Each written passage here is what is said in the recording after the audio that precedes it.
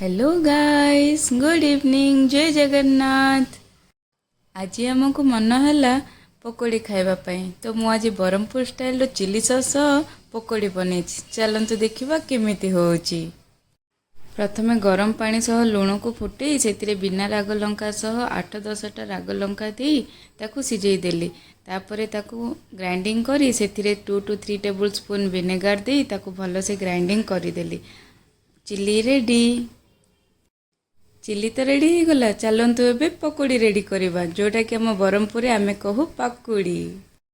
घरे एमती छोट छोट बैगण आनी जोटा कि बहुत कसी थिला। ताकू बास 2 फाड़ करदेली। 2 फाड़ करके ताकू पानी रे भल से धोईदेली। तापरे बिना राग थिबा लंकार मुंड को छिंडे ताकू भी रेडी करिनेली। तापरे मु कौन करिली, बेसन रे 1 स्पून चाउल चूना पकेली। से किछि सोडा खार, लुण, हलदी गुंड पकई ताकू टिके टिके पानी पकई भल से ताकू गोले नेली। देखंतु बेटरटा केमिति हबो एठी देखौची। एमिति ही बेटरटा बनेबे जो थिरे कि आपणकर भी पकोड़ीटा क्रिस्पी और टेस्टी हबो।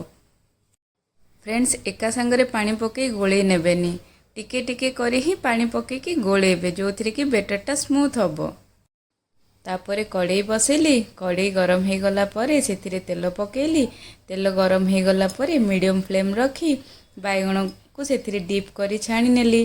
बैगण छणा हो सारा परे से जो लंका रखी थी से लंका को भी छाणी नेली। छाणी नेला परे घरे समस्त को सर्व कली। एते बढ़िया लगिला समस्त को, मते भी मजा आसीगला। आपण भी बनैकी खातु, बहुत बढ़िया लगिवो। मो ओडिशावासी, जदि आपन को ये वीडियोटा बहुत भल लगिला तो प्लीज़ शेयर करेंगे और कमेंट निश्चय देवे। आपण को कमेंट मो पे बहुत इम्पोर्टेंट। और लाइक करवा जमा भूलिबेनी। लाइक करेंगे, शेयर करेंगे, सब्सक्राइब करेंगे, बेल बटन दबाइबा जमा भूलिबेनी। Thank you.